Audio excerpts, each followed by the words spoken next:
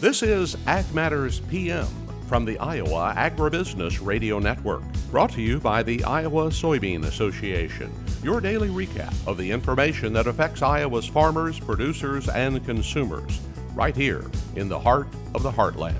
With reports from our award-winning broadcast team of Dustin Hoffman, Riley Smith, and Mark Magnuson.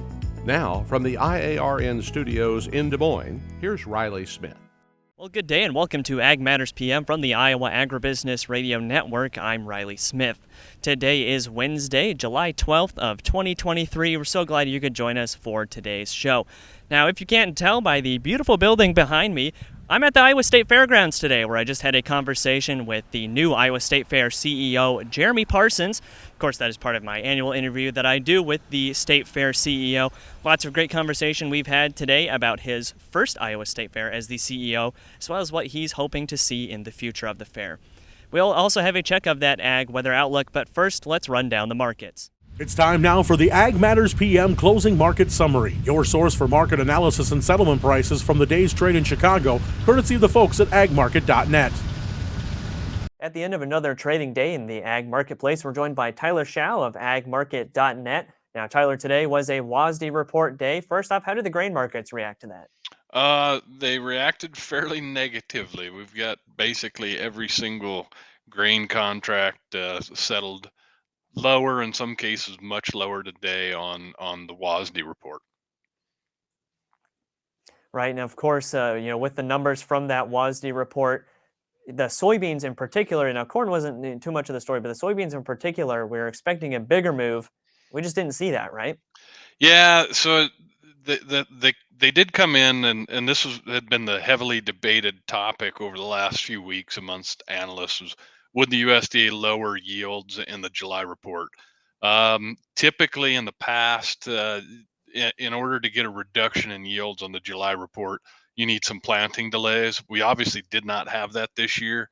So the question was, would they factor in the dryness in April, May, and June? And they actually did. They came in, they lowered corn to 177.5. So they lowered the yield down 4 bushel the acre. Some analysts were expecting them to do that on beans as well. They did not. They left the bean yield unchanged at 52 bushels to the acre.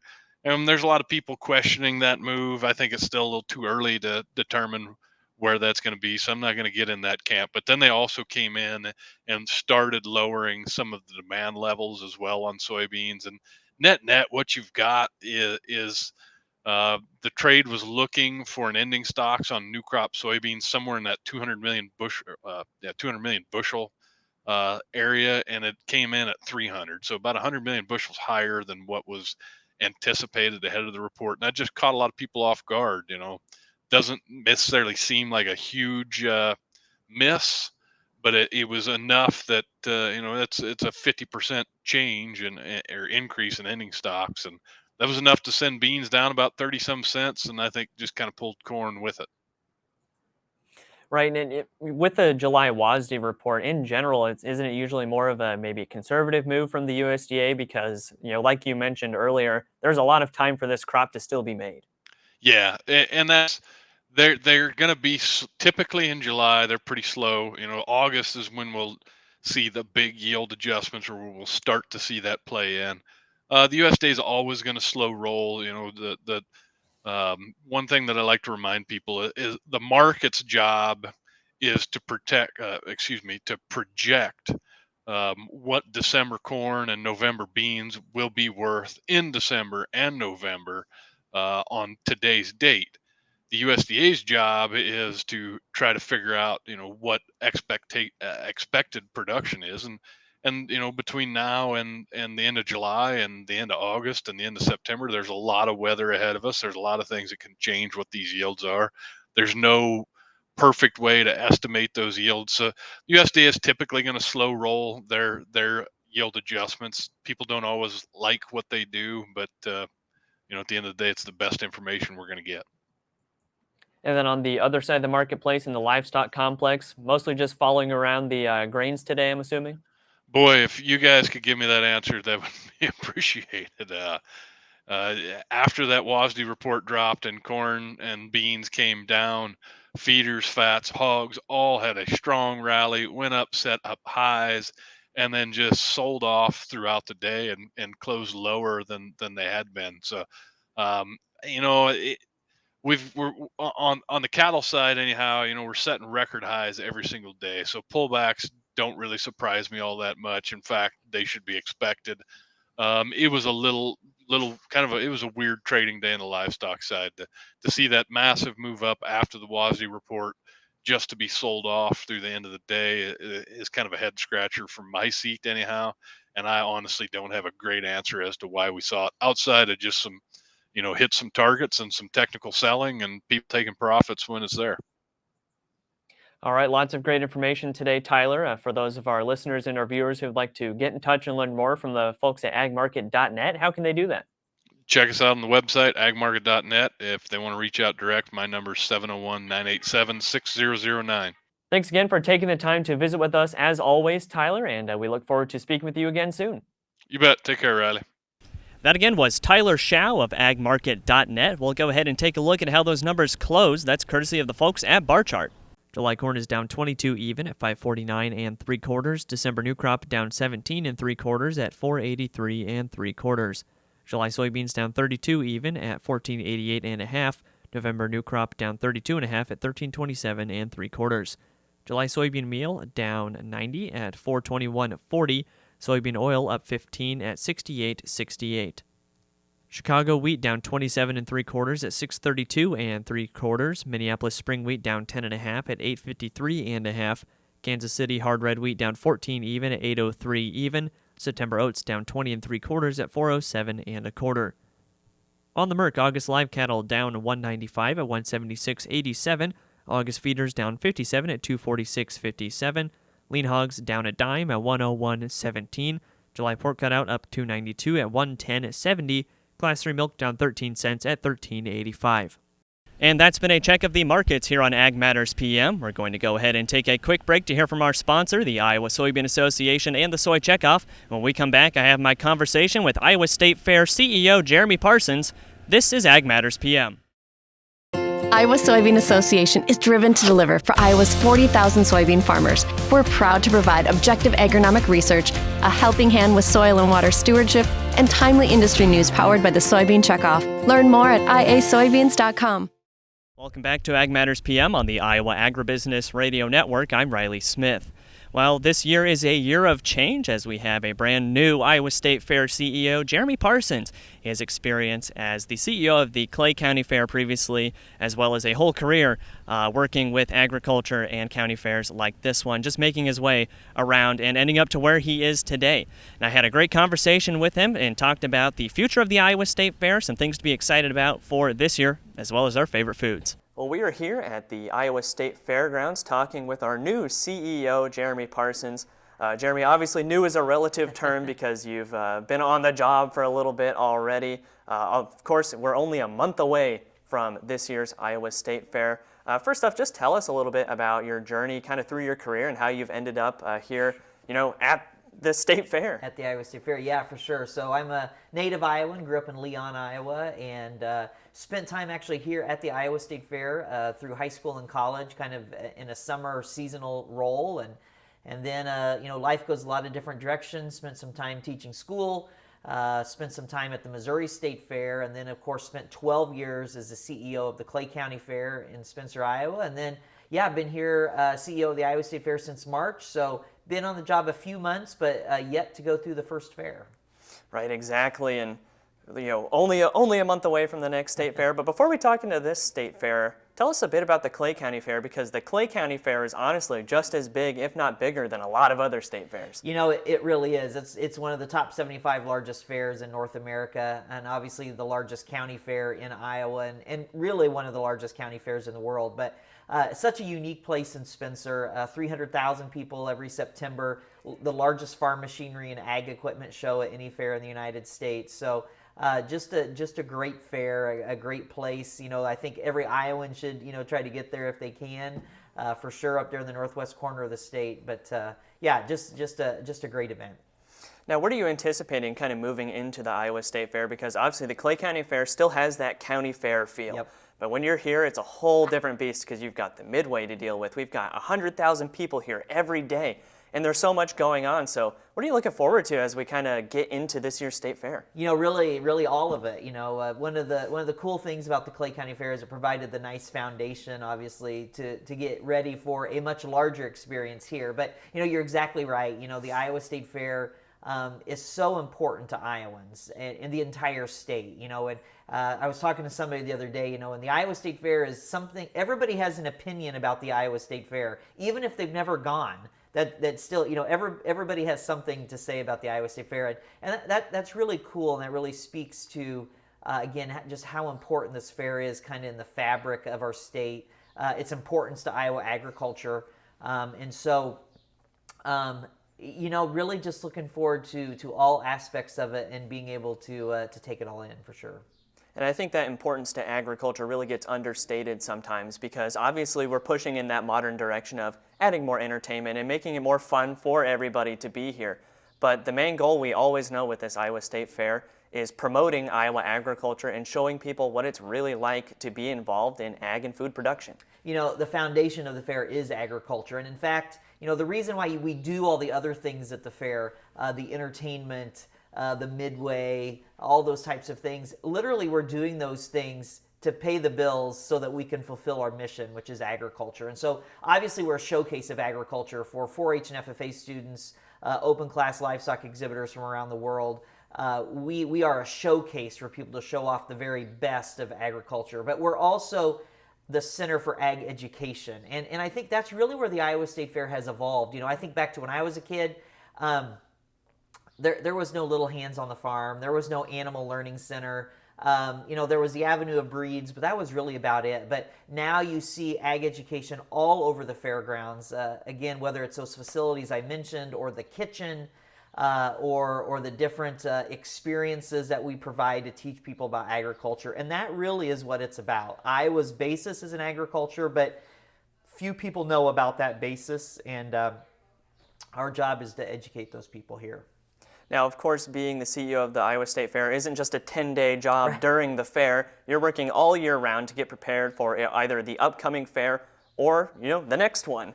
Already. So, what is it like to kind of prepare for that in the off season? It's a great experience. Interesting you say that. Literally, I spent yesterday working on the 2024 fair grandstand lineup. So we're always looking ahead. Always trying to be a step ahead. Of course, my predecessor here, Gary Slater, 22 years here, CEO of the Iowa State Fair, had a lot of this fair already put in place in terms of the parts that he was involved with. So. This year for me is really kind of seeing what it's all about. But yeah, it's constant. Even on a day when the fair is not going on, lots of things are happening at the state fairgrounds. We've hosted the exposition here this summer. We've hosted the National Junior Shorthorn Show, the National Junior Simmental Show. So a lot of events are happening here, at the fairgrounds when the fair is not going on. And of course, our viewers and listeners would know the World Pork Expo that we just had in June as well. Obviously, outside of the fair, the Iowa State Fairgrounds are just an epicenter of Iowa agriculture in Des Moines particularly. It really is. It's a place where Iowans gather year-round, particularly from the agriculture perspective. Yeah, the World Pork Expo obviously didn't mean to slight that event. I was talking about competitive, livestock events. And with that, too, several horse shows occur here, throughout the year as well. So multitude of livestock shows occur here, non-fair, but it really is. It's a place where Iowans gather, and so we really try to be cognizant of that. And of course, being the basis is built on agriculture, we've seen a lot of modernizations to that as well, even outside of agriculture. I mentioned the Midway earlier, but we're looking at the 4-H building. I remember when I was showing there, my 4-H projects, it was still the older building, but it was still the old poultry building. And now it's just this huge modern space that has a lot of area for these kids to really show off their projects and just get a chance to exhibit that. So how exciting is it to see and kind of be in the middle of this period where the State Fair is really coming into its own in a modern sense? Through the work of the Blue Ribbon Foundation, over $200 million has been invested in the physical plant of the State Fairgrounds, in the last 30 years. And so you're exactly right. You see a way different fairgrounds today than you did 20 years ago. And the 4-H building is a good example, a renovated facility, air-conditioned facility that really is a top-notch place for 4-H'ers to show their work during the fair.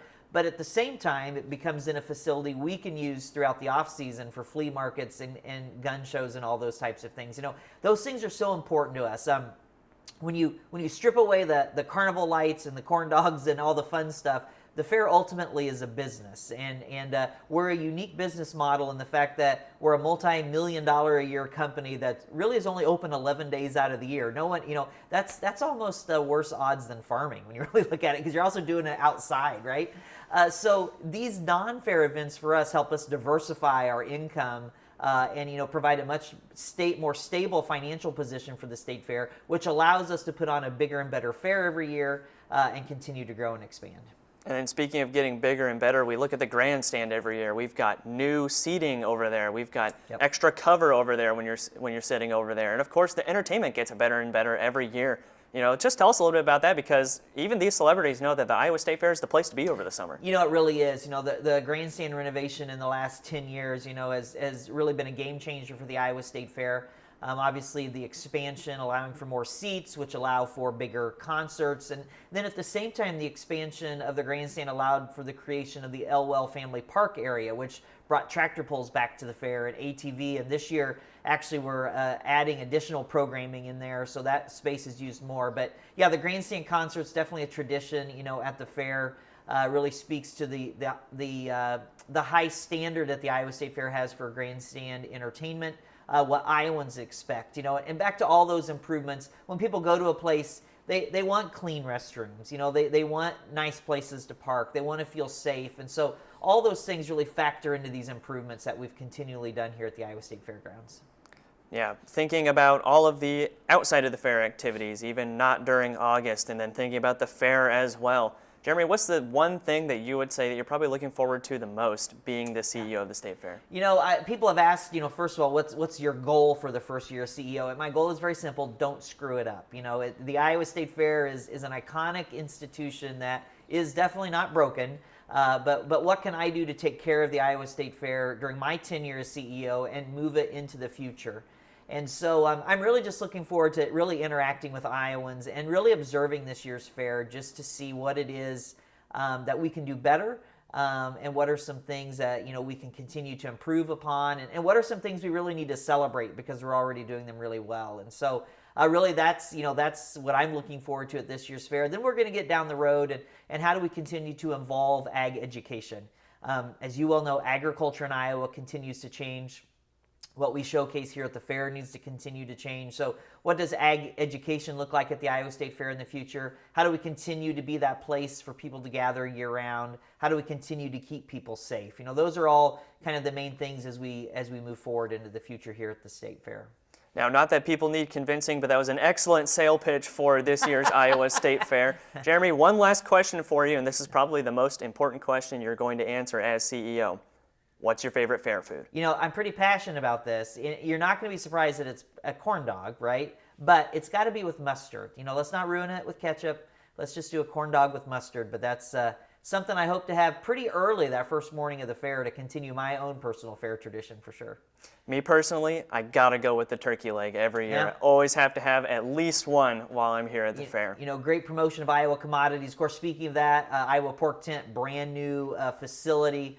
As always, and of course, Cattleman's Beef Quarter, another popular place here at the fairgrounds. But again, all that celebration of Iowa agriculture, which of course involves food. So many things to look forward to at this year's Iowa State Fair. Jeremy, thanks for taking the time to visit with us today, and good luck as you enter your first State Fair as Iowa State Fair CEO. Well, I appreciate that and hope everybody comes to enjoy the best days ever, August 10th. That again was Iowa State Fair CEO Jeremy Parsons. And of course, look forward to the Iowa State Fair next month from August 10th through the 20th. You'll see the Iowa Agribusiness Radio Network team there every day outside of the Beef Barn. As for right now, let's go ahead and take a look at that ag weather outlook. Well, if you woke up this morning around 8 or 9 o'clock and thought it was still nighttime, I wouldn't blame you because those thunderstorm clouds were pretty heavy today. Of course, a decent amount of rain dropped across a good chunk of the state, as well as some severe weather as well, so hopefully we didn't see too much damage to those crops, too much damage to facilities, and everybody is safe from that. But of course, we need to take every chance we can get to get some of that rain.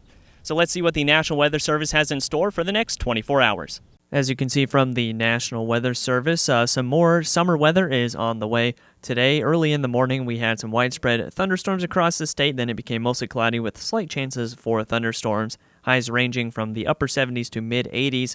Tonight, it'll be mostly to partly cloudy with patchy fog in the south. Those lows ranging from the low to upper 60s. And tomorrow, we have areas of patchy fog and then mostly sunny skies with a slight chance for storms in the northwest. Highs ranging from the mid to upper 80s. Taking a look at the affiliate weather map for tomorrow, Cherokee will see that patchy fog and then a chance for storms with a high of 86. Shenandoah, mostly sunny, high of 87. Des Moines, mostly sunny, high of 88. Waterloo, patchy fog and then mostly sunny skies, a high of 86. Albia, patchy fog and partly sunny skies and a high of 86 as well. And Clinton should see mostly sunny skies with a high around 85. For more detailed forecasts in your part of the state, make sure to check in with your local Iowa Agribusiness Radio Network affiliate. That's been a check of the Ag Weather Outlook, and that also brings us to the end of this episode of Ag Matters PM. You can find all of our content on our website at iowaagnet.com. You can also follow us on social media at Facebook, TikTok, Twitter, and LinkedIn, and you can find our video content as well as previous episodes of AMPM on our YouTube channel. So make sure you subscribe and hit the notification bell to see when those videos go live. Don't forget as well our free Twice Daily Market podcasts on Apple, Amazon, Google, Spotify, and Podbean. From the Iowa Agribusiness Radio Network in Des Moines, and of course from the Iowa State Fairgrounds, I'm Riley Smith. On behalf of Mark Magnuson and Dustin Huffman, we thank you for watching. This has been Ag Matters PM.